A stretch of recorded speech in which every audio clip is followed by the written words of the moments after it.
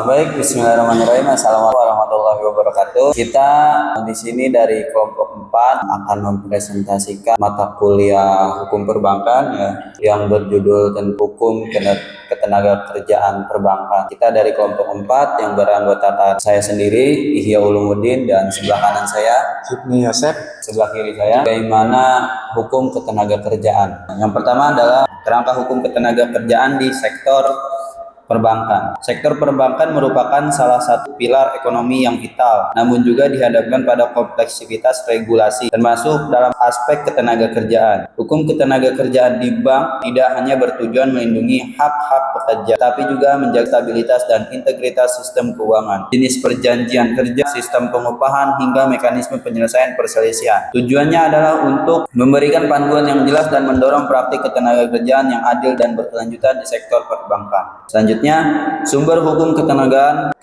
kerjaan yang relevan untuk bank. Yang pertama yaitu ada Undang-Undang Ketenaga Kerjaan, yang kedua yaitu Pengaturan Otoritas Jasa Keuangan atau OJK, selanjutnya yaitu Peraturan Bank Indonesia atau BI, dan yang terakhir ada Perjanjian Kerja Bersama atau PKB. Sumber hukum ketenaga kerjaan yang pertama yaitu Undang-Undang Ketenaga Kerjaan. Undang-Undang Nomor 13 Tahun 2003 tentang Ketenaga Kerjaan menjadi payung hukum utama yang mengatur hubungan kerja secara umum di Indonesia. Regulasi ini mencakup ketentuan dasar mengenai hak dan kewajiban pekerja pengusaha, jenis perjanjian kerja, waktu kerja, pengupahan, PKH, dan jaminan sosial. Yang kedua ada Peraturan Otoritas Jasa Keuangan atau OJK. OJK memiliki peran penting dalam mengatur industri perbankan, termasuk beberapa aspek ketenaga kerjaan yang terkait dengan tata kelola perusahaan atau GCG dan manajemen resiko. Peraturan OJK dapat mempengaruhi persyaratan kompetensi, integritas, dan etika kerja bagi karyawan bank. Yang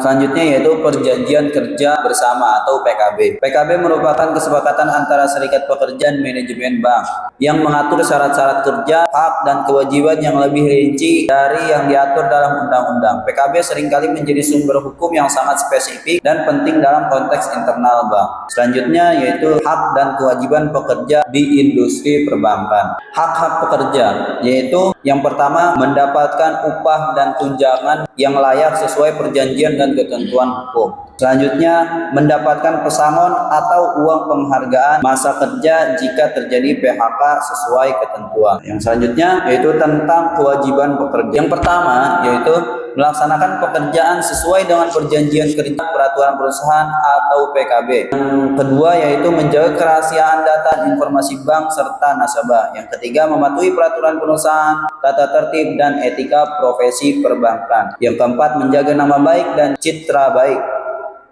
baik bank. Selanjutnya, menaati instruksi atasan yang sah dan tidak bertentangan dengan hukum. Yang terakhir yaitu menjalankan tugas dengan integritas dan profesionalisme tinggi. Penting bagi setiap pekerja bank untuk memahami hak dan kewajiban mereka agar tercipta hubungan industrial yang harmonis dan produktif. Keseimbangan antara hak dan kewajiban ini menjadi kunci operasional perbankan yang efektif dan berintegritas. perjanjian kerja dan jenis-jenis hubungan kerja adalah hubungan kerja di sektor perbankan diikat oleh perjanjian kerja yang dapat bervariasi sesuai dengan kebutuhan operasional dan sifat pekerjaan. Pemahaman mengenai jenis-jenis perjanjian kerja sangat penting untuk menghindari potensi perselisihan di kemudian hari. Selanjutnya, perjanjian kerja waktu tidak tertentu atau PKWTT merupakan hubungan kerja yang bersifat permanen tanpa batas waktu. Kerjaan dengan PKWTT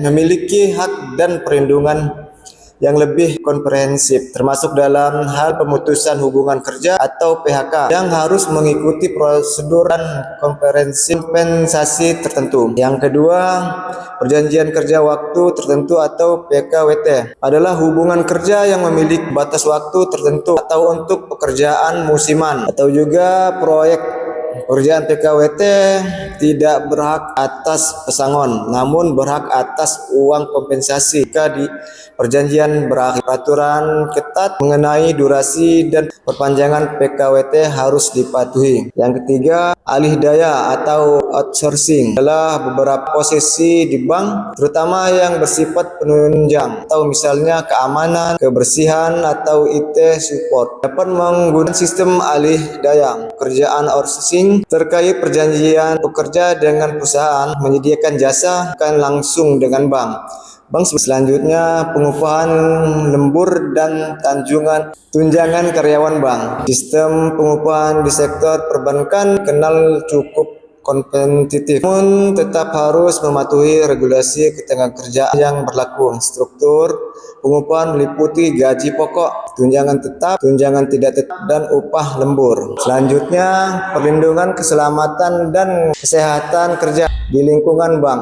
Meskipun bukan industri yang berisiko tinggi secara fisik seperti manufaktur, sektor perbankan juga memiliki risiko K3, terutama yang berkaitan dengan ergonomi, stres kerja, dan keamanan data. Bank wajib menyediakan lingkungan kerja yang aman dan sehat bagi karyawannya. Perlindungan keselamatan dan kesehatan kerja atau K3 di lingkungan bank. Meskipun bukan industri yang berisiko tinggi secara fisik seperti manufaktur, sektor perbankan juga memiliki risiko K3, terutama yang berkaitan dengan ergonomi, stres kerja, dan keamanan data. Bank wajib menyediakan lingkungan kerja yang aman dan sehat bagi karyawan. Tingkatan kerja di sektor perbankan penting untuk memiliki pemahaman tentang mekanisme penyelesaian yang diatur oleh undang-undang untuk mencapai solusi yang adil dan menjaga hubungan kerja tetap kondusif. Ini ada beberapa poin di parti. Tahap pertama adalah perundingan secara